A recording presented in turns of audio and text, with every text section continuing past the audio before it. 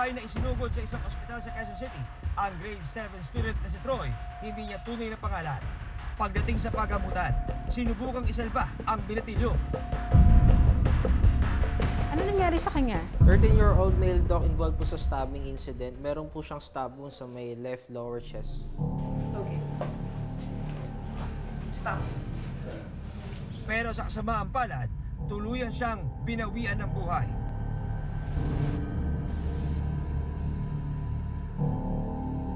Binawian ho ng buhay ka agad. Kasi siguro sa natamo niya nga medyo malalim kasi yung saksak. Saka sa left chest, baka natamaan yung vital part niya.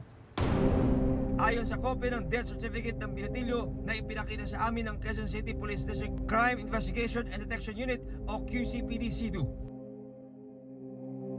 Hypovolemic shock o matinding pagkaubos ng dugo dulot ng isang saksak sa kaliwang parte ng dibdib ang kumitil sa buhay ng biktima.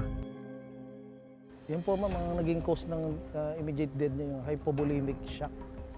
O yung pagkasaksak siguro sa kanya, kagad na siya binawian kasi vital parts nga po yung nasaksak sa kanya, sa katawan niya po.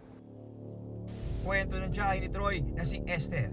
Matapos mabalitaan ang nangyari sa pamangkin, agad siyang sumugod sa paaralan kasamang ama ni Troy. Guard! Asa yung pamangkin ko? Si Troy, asan siya? Ma'am, sinugod na po sa ospital. Sa ospital o? Hindi na po namin alam kung saan dinala eh. Baka sa barangay alam na. Pero walang makasagot sa kanila noon kung saan dinala ang binatilyo. Pumunta kami kaagad sa school. Hindi kami pumasok sa loob ng school, tinanong namin yung security guard.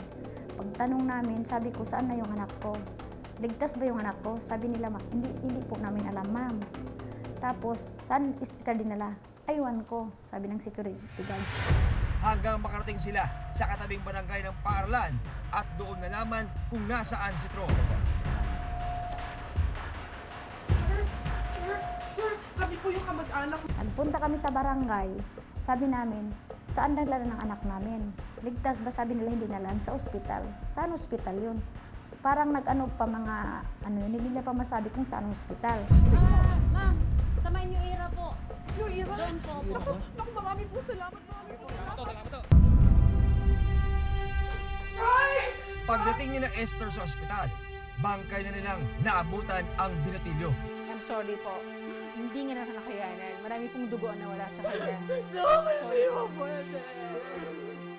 Hindi mo pwede. Joy! Ano ba nangyari? Ano nangyari?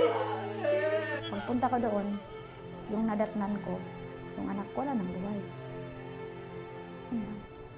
Duguan mo, yung damit na, yung uniform niya, wala nang kulay puti. Duguan na talaga. Patay na talaga, wala na. Buong buhay niya, naiwala kami. Yung namatay niya sa kaya hindi ko kaya. Kasi yung time na yung gusto ko na magpakamatay, sumama sa kanya kasi hindi ko kaya talaga, ma'am. Kahit magulang ko na taste ko. Kasi sobrang mahal ko yung pamangkin ko.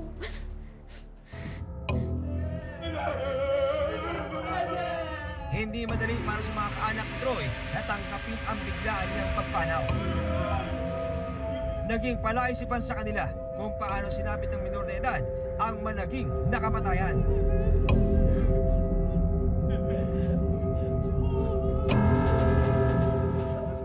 Sino ang nasa likod ng pagpaslang sa biktima?